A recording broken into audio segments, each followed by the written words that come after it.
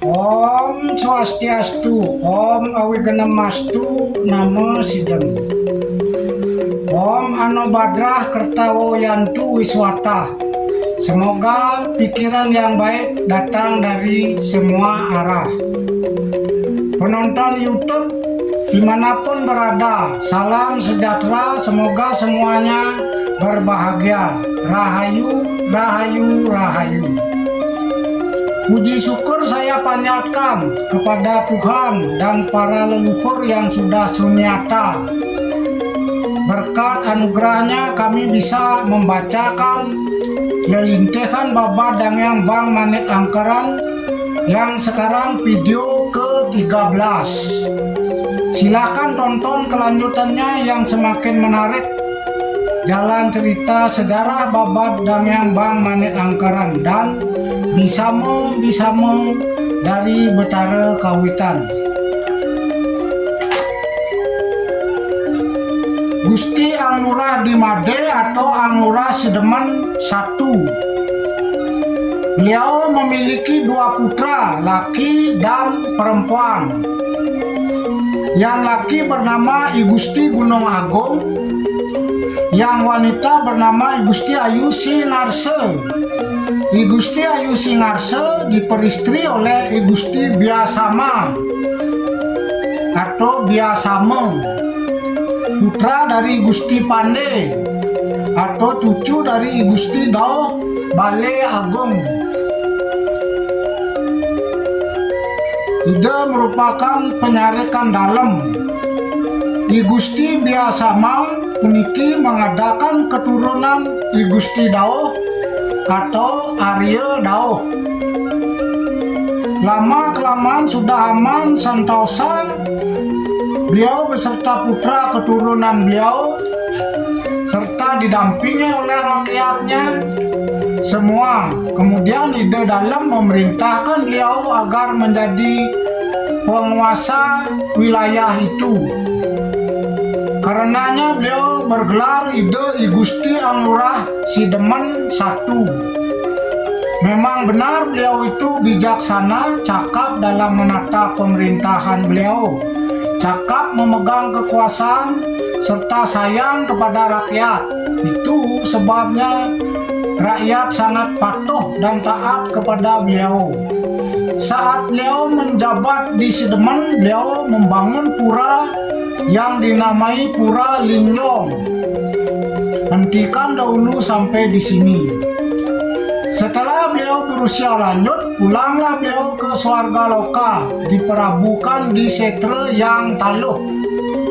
Kemudian beliau disetanakan di Meru Tumpang 1 di Pura Penataran Agung Besakeh. Beliau bergelar Idewa yang Antige. I Gusti Gunung Agung atau Ang Lurah Sidemen II. Sepulang ide I Gusti Ang Lurah Sidemen di Made ke Swarga Loka, maka kedudukan beliau digantikan oleh putranya I Gusti Gunung Agung, memakai gelar sebagai ayahanda ide I Gusti Ang Lurah Sidemen. Beliau menjadi Ang Lurah yang mendampingi ide dalam segening di Puri Gelgel. Sebagai Mahapateh ide dalam adalah I Gusti Agung Widya, disertai oleh adiknya yang bernama I Gusti Ler Pranamo. Karena sehari-hari bertemu dengan putri I Gusti Ler, maka beliau jatuh cinta kepada I Gusti Ayu Kaler, putri dari I Gusti Kaler. Diceritakan I Gusti Ler Pranamo menjabat demung di Gelgel, mempunyai putra laki-laki 9 orang, wanita 5 orang. Yang laki bernama I Gusti Penide, I Gusti Wayahan Kamasan, I Gusti Ketut Kamasan, I Gusti Sibatan, I Gusti Sampalan, I Gusti Tambesi, I Gusti Tegas, I Gusti Ubud, I Gusti Pasang Kase. Yang wanita diambil sebagai istri oleh ide dalam 1 orang yang melahirkan ide dalam di Made. Diambil ke Bonyuh seorang, diambil ke Sukaot seorang, diambil oleh Gusti Ang Lurah Taman Kanceng Masui keturunan Wang Bang Wayabia di Bangli satu orang, dan diambil oleh Ide Gusti Ang Lurah Sidemen Gunung Agung. Ada istri Gusti Kaler disenangi oleh Ide Dalem melahirkan Gusti Murah Mamal. Demikian riwayatnya dahulu. Ide Gusti Ang Lurah Sidemen berputra 3 orang, yakni Gusti Kaler di Made, I Gusti Kubayang, dan I Gusti Dangin. Tentram dan makmur wilayah Sidemen pada saat kekuasaan Ide I Gusti Ang Lurah Sidemen Gunung Agung. Sesudah berusia lanjut dan berpulang di Yang Taluh, terkenal beliau dengan nama Ide I Gusti Muring Yang Taluh. Disetanakan di Meru Tumpang 1, bergelar I Gusti Yang Neng Tegas di Penataran Agung Besakeh. I Gusti Kaler di Made atau I Gusti Ang Lurah Sidemen 3. Beliau diganti oleh putranya I Gusti Kaler yang mempergunakan gelar sebagai ayahnya, yakni Ide Gusti Ang Lurah Sidemen. Putra yang kedua bernama I Gusti Kubayan Sakti, diminta menjaga periangan Ide Betara di Besakeh. Putranya yang ketiga I Gusti Dangin diminta untuk berdiam menjaga kawasan Yeh Mumul, Sibetan. Ide I Gusti Ang Lurah Sidemen di Made, Kensene, taler namanya yang lain. Terkenal dengan kepandaiannya dalam hal sastra serta indah sekali tulisan beliau. Ide I Gusti Ang Lurah Sidemen atau I Gusti Kaler di Made memiliki 3 puri tempat tinggal, yakni Puri Singarse di Sidemen sebagai tempat beliau menata pemerintahan beliau. Di Muncan sebagai tempat beliau melaksanakan tugas di Pura Besakeh atau di Pura Linyong. Istana yang di Kacang Paos dipakai tatkala beliau beristirahat saat beliau menghadap Ide Dalem di Swecapura. Demikian dahulu. I Gusti Cerawes atau Ide I Gusti Ang Lurah Sidemen 4. Sekarang diceritakan I Gusti Ang Lurah Sidemen, I Gusti Kaler sudah berputra seorang anak laki-laki bernama I Gusti Cerawes atau I Gusti Kumis. Memang beliau berbadan tinggi besar dan tegap, seraya berkumis lebat. Beliau sama sekali tidak hirau dengan kesaktian orang lain. Tidak pernah takut kalau beliau sudah merasa benar. Kemudian diceritakan ayahanda beliau I Gusti Ang Lurah Sidemen sudah berusia lanjut, kemudian berpulang ke Swarga Loka, diperabukan di Setre Yang Taluh, bergelar Ide Yang Ring Antige. Ide I Gusti Cerawes kemudian menggantikan kedudukan ayah beliau dengan gelar Biseke Ide I Gusti Ang Lurah Sidemen 4. Lama beliau menjabat Ang Lurah Sidemen, kemudian Ide Gusti Ang Lurah Sidemen Cerawes berpulang di Tegas. Beliau diberi gelar Ide Yang Tegas. I Gusti Ngurah Sakti Ide I Gusti Ang Lurah Sidemen 5. Kedudukan Ide I Gusti Ang Lurah Sidemen Cerawes digantikan oleh putranya yang bernama I Gusti Ngurah Sakti, bergelar I Gusti Ang Lurah Sidemen 5. Putra I Gusti Cerawes yang lainnya adalah I Gusti Dangin Sidemen, bertempat tinggal di Pekandalan. I Gusti Sampalan di Padang Tunggal, I Gusti Prayu di Muncan, I Gusti Culik di Culik, dan I Gusti Tabole menetap di Tebole. Serta wanita bernama Gusti Ayu Sapuh Jagat diambil sebagai istri oleh Ide Dewa Pemayun, kemudian bernama I Gusti Ayu di Jabo. I Gusti Ngurah Sumerte Ide Gusti Ang Lurah Sidemen 6. Sesudah Ide Gusti Ang Lurah Sidemen Sakti meninggal, beliau kemudian digantikan kedudukannya oleh putranya yang bernama I Gusti Ngurah Sidemen bergelar I Gusti Anglurah Sidemen Nam. Saudara beliau yang lainnya adalah I Gusti Bagus Sangkan Gunung, bertempat tinggal di Sangkan Gunung, I Gusti Alit Bawan, di Satria Klungkung, I Gusti Anom Juti Gede, di Klungkung, I Gusti Sumerte, di Sidemen, serta I Gusti Alit berdiam di Tegal Sidemen. I Gusti Ngurah Mangku I Gusti Anglurah Sidemen Pujo. Para putra I Gusti Ngurah Sidemen Sumerte adalah I Gusti Ngurah Mangku yang menggantikan ayahandanya bergelar I Gusti Anglurah Sidemen Tujuh. Yang kedua I Gusti Tegas tinggal di Ulakan, I Gusti Anom di Bangli, I Gusti Ketut Putu menetap di Muncan, I Gusti Kebon pergi ke Desa Abang, dan I Gusti Alit Sawan di Macetre.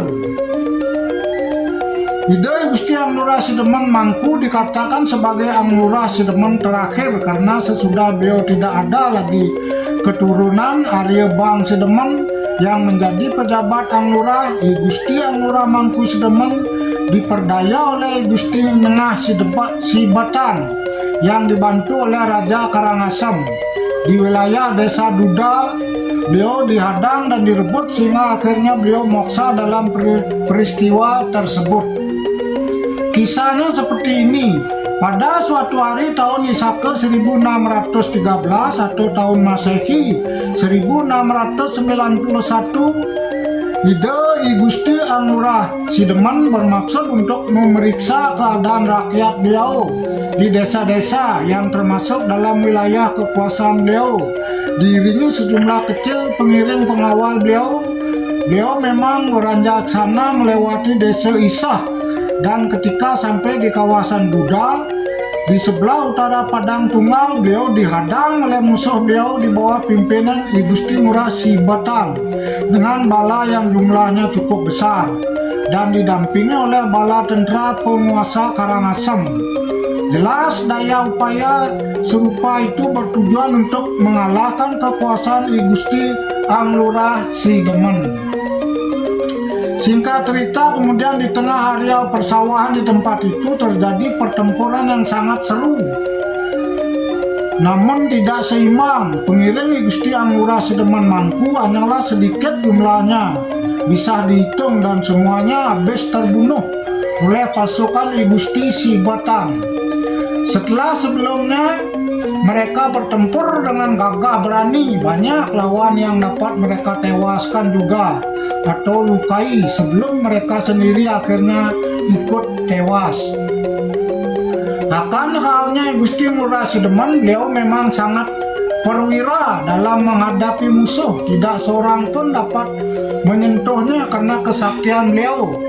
Menyadari akan kekalahan jumlah pasukan beliau, lalu menggelar kawisesan seraya, kemudian beliau menghilang dan dari pandangan musuh. Di atas batu yang tinggi dan datar beliau berdiri menyaksikan perang itu. Yang dilihatnya hanyalah lawan-lawan beliau. Pengiring beliau sudah habis tewas, tinggal beliau sendiri yang masih hidup. Marah bercampur sedih beliau menyaksikan semua pengiringnya tewas. Kemudian beliau teringat dengan titah ide yang pramukawi akan kembali ke Suah Loka, menunggal dengan Sang Maha Pencipta. Perang itu sebenarnya hanyalah jalan bagi beliau untuk kembali ke Swarga Loka. Gugur di medan laga, kemudian beliau tidak lagi berkeinginan untuk melanjutkan peperangan itu. Di puncak batu yang datar, beliau kemudian bergelar yoga semadi, menyatukan pikiran beliau, menyatukan sabda bayu hidup nurani beliau. Kemudian tak lama beliau moksah tanpa jasad, menunggal dengan ide yang pramukawi. Bukan beliau takut dengan musuh, namun jalan seperti itu jelas sangat utama. Setelah peperangan itu usai, kemudian rakyat di Duda mengumpulkan mayat untuk dikubur, dibuatkan lubang. Tidak lupa sanak saudara serta rakyat juga membuatkan kuburan atau bambang untuk jasad beliau. Sesudah semua mayat rakyat yang tewas dikumpulkan di sana, kemudian jasad beliau dicari-cari, namun tidak ditemukan. Benar-benar tidak ada. Walaupun sudah dicari ke sana kemari, karena itu bang-bang atau lubang yang sedianya dipergunakan untuk mengubur jasad beliau ditimbun kembali. Itu sebabnya tempat itu dinamai bang-bang buung atau lubang tak jadi, yang lama-kelamaan menjadi bang-bang biaung. Mendengar gugurnya ide Gusti Yang Lurah Sidemen Mangku dalam perang itu, sanak saudara beliau Sidemen menjadi geger. Puri Singarso dirusak, diratakan dengan tanah agar tidak digunakan oleh musuh, namun pemerajaannya dibiarkan. Sejak itu kemudian Sidemen ada di bawah kekuasaan Raja Karangasem. Putra-putri beliau semuanya lalu meninggalkan istana diiringi rakyatnya yang masih setia. I Gusti Alit, I Gusti Ayu Mayun, dan I Gusti Ayu Anom pergi ke Gelgel. I Gusti Alit tidak memiliki keturunan, yang paling bungsu pindah ke Bangli bernama I Gusti Lanang Bangli, juga tidak mempunyai keturunan. Di tempat beliau moksa belakangan oleh keturunan beliau dibuatkan perayangan yang bernama Pura Pejenangan Bang-Bang Biaung, serta beliau diberi gelar Ide Betara Line di Bang-Bang Buung. Demikianlah ceritanya dahulu pada masa pemerintahan Ang Lurah Sidemen yang diperdaya musuh.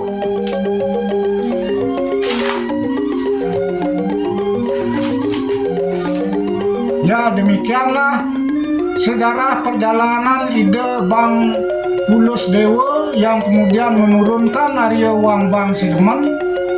Akan kami tayangkan di video berikutnya. Silahkan tonton terus, jangan lupa like, subscribe, tekan tombol loncengnya untuk mengetahui sejarah perjalanan Warih Ide Sang Bang Pulus Dewa sampai tamat. Terima kasih. Om Santi Santi Santi Om.